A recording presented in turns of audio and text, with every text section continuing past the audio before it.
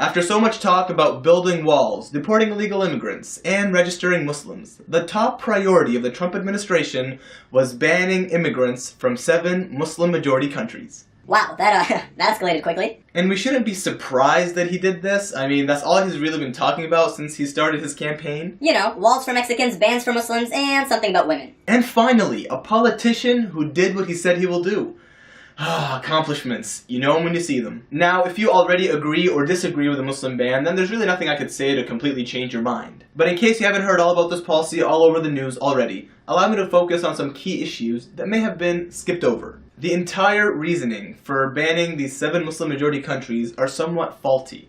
Even though this ban has been temporarily suspended by a federal judge, the arguments in favor of this ban are quite troubling and worrisome. Allow me to explain. The first argument is 9/11 and it's a matter of national security. However, in reality, this does nothing to national security.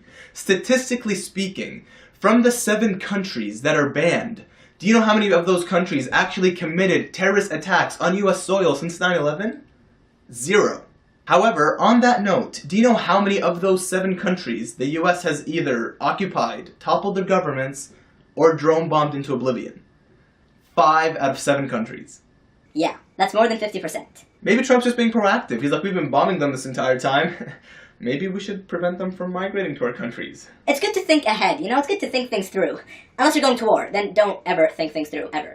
It's a waste of time, completely. Number 2. The ban on these 7 Muslim-majority countries is just temporary and they're all war-torn, so why should we even care? Here is why we should care. The United States is not officially at war with any of these countries, yet is constantly bombing them, creating refugees, and then denying them entry. In addition, they don't like to call it a Muslim ban, but that's exactly what it is. No, it's not the Muslim ban. Complete shutdown of Muslims entering the United States. What do we call those arguments again? I forget. Gave alternative facts to that. But Yeah, that's the one. But yeah, that's like unconstitutional, but who cares? The third argument is that it only affects people who don't have valid visas or green cards or citizenships. Well, you're wrong again. Hundreds, if not thousands of people were detained in airports for hours on end and interrogated and kept there against their will and illegally, may I add, even though they had valid visas, green cards, or were dual citizens. Maybe they had thicker eyebrows. Maybe they had curly hair.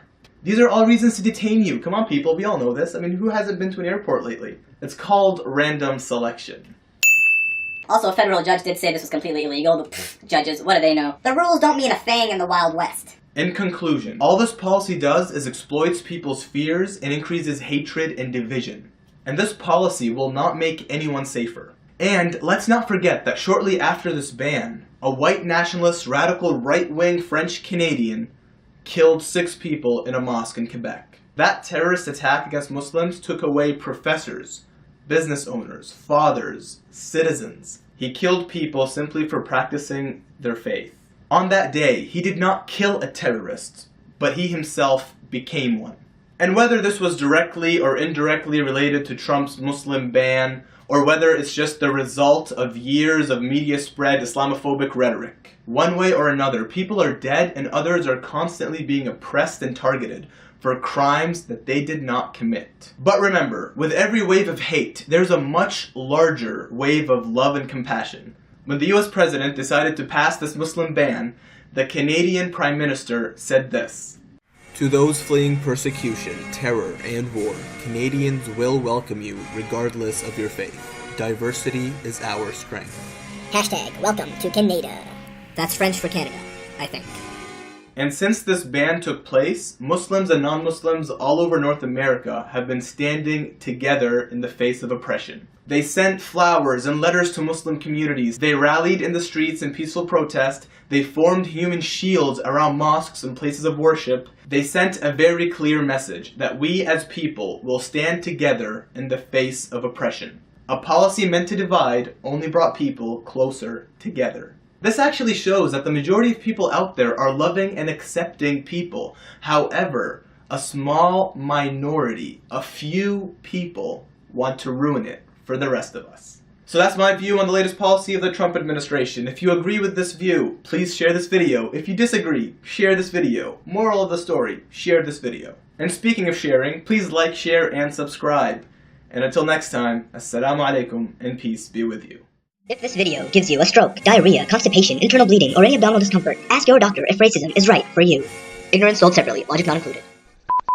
Maybe they had thicker eyebrows, curly hair, or a thick accent. Those are all reasons to send you to Guantanamo Bay, so like, be careful. And in case you haven't... Yo, someone's touching me down there. Could be a mouse. An illegal mouse. An illegal immigrant. An illegal occupant, actually. Entire reason and ban... What is that sound?